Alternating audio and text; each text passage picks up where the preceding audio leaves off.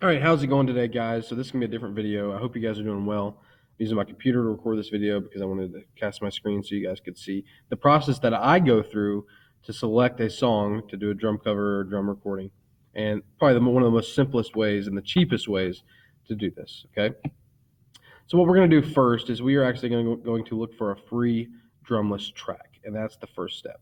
So what I'm gonna do is I'm actually just gonna go to YouTube. I'm going to go to YouTube because that's a free resource that I like to use. And the tracks that are free on here are copyright free, so that's really cool. The ones that I'm going to be using, I'm not going to be pulling like Justin Bieber's whatever song. Like I'm going to be pulling a free drumless track. That way I know that the copyright is not going to hurt me or affect the artist as well. So right now, that's the process I'm going through.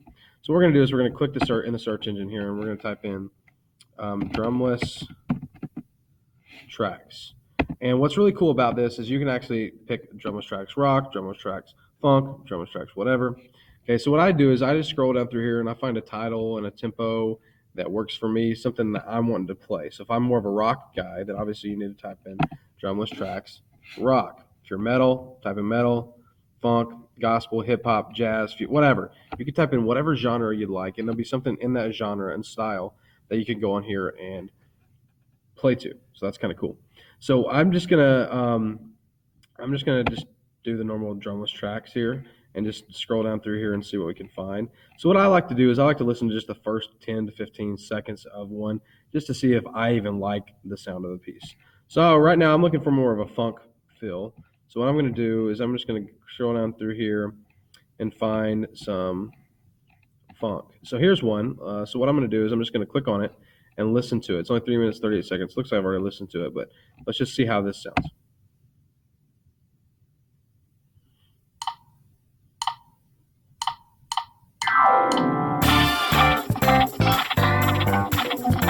Okay, not bad.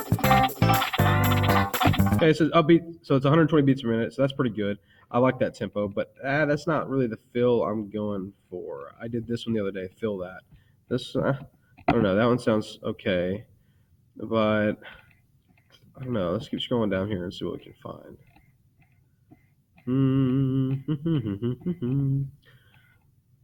And this is the process I go through, so bear with me. It takes a while to find a good song.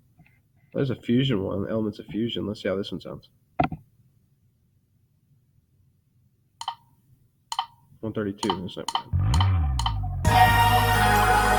Ooh, I like that.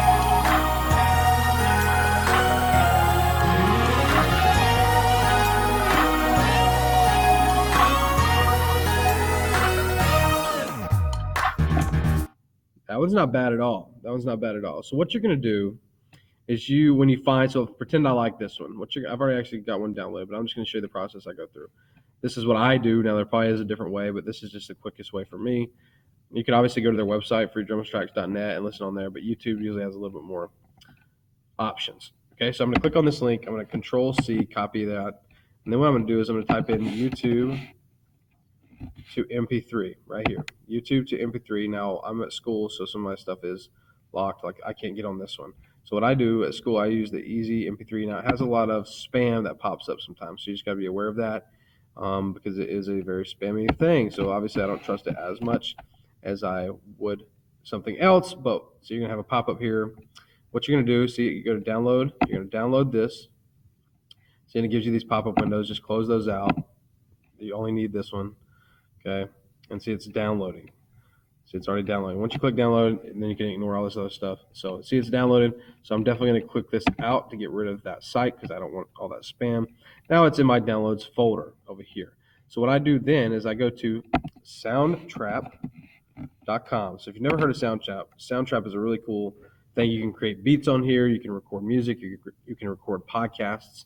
And it's really, really cool free resource. Now, there is a paid version that you can access more loops and more effects and things like that, but I'm just using the free version, and it works for me. Now, obviously, you're limited with like auto-tune and things like that. So just to get started, it's really great. But if you want to pay the yearly subscription, it's pretty expensive, but it does work. See, I've got a ton of recordings here. All my YouTube videos I've done in the past are all recorded on this thing, okay? So I'm going to enter studio. Okay, so once you get in here, I'm obviously not doing a podcast. I'm playing music, so I'm gonna click music. That allows you to sync up and line up your music tracks. So once we get in here, we're gonna go to add new track, and then you're gonna go to import file.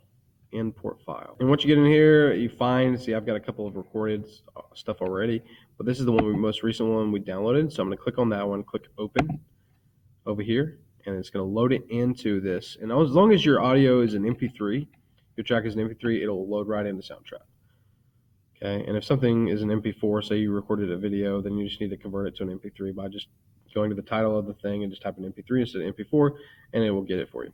So now you can see that the track is in Soundtrap. And this is what Soundtrap, the home page, looks like. So now I'm going to click play, the space bar, and you can hear the track.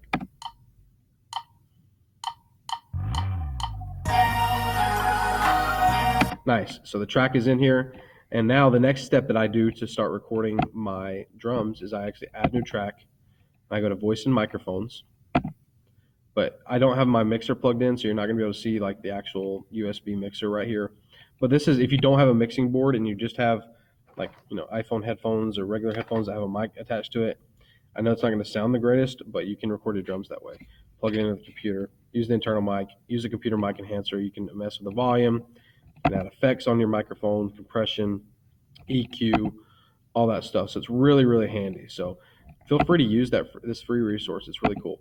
So I'm just going to leave it on this for now. And then once I get everything situated, so I like to bump up my audio of my tracks. That way it's really loud in my ears, because when you're playing drums, it's better to have it louder. That way you can actually hear the song and stay in time. But I normally use the other past videos that I've used in this series, the Vlogmas series, is a pair of cheap headphones. But today I actually brought my nice in-ears that are way better. So once I record my song, it'll be a lot better this time. So once you're ready to record, you can name your tracks. You can title them. So you go click here, rename, not duplicate. Let's get rid of that track. Delete track. All right, and then we're going to rename this to drums. That way I know, okay, that's my drum track. So then once I'm ready to record and you've got everything set up, then you've done a test to see how it sounds. Then you click the R button, and then you're ready to record. That means this track is armed. You do not need to arm this one because you're playing along to that track. And that way it allows you to separate the tracks and make one louder than the other. You can edit the tracks separately. Now I'm just doing a stereo drum track. I'm not actually miking each. And that's the one other thing about Soundtrap is, unlike any other software, I can't actually make my bass drum one track or my overhead one track. So in a real studio, that's what you would do. But for me, whatever my mix is in my mixer, that's the mix that's going to come out here, and then I can just adjust the volume and the effects. That's it. So if you're trying to make it separate tracks, there's not a way to do that with at least the USB mixer that I have in here. So if you got another mixing board, it might be better for you guys, but that's the way that I do it. And then once I'm ready to record, you just hit record. Oh, sorry, that's the play. Sorry, you hit this button right here, the red button, and back the track up, hit record, and you're good to go. And it counts you down up here. That's really cool. And then here we go. It's recording 2, 1, 2. Then you play the drums. Okay, so then my talking was obviously down here. And so you can, if you don't like your recording, you can just click on it, backspace. Then it's deleted, and then you can try again. Okay? So I hope you guys enjoyed this video. I hope it was informational. And I'm going to try to record this track later on today and post it tomorrow. So if you have any questions about the process that I went through to pick a song, please comment down below. And I look forward to hearing from you guys. And don't forget to find your inspiration. See you soon. Bye.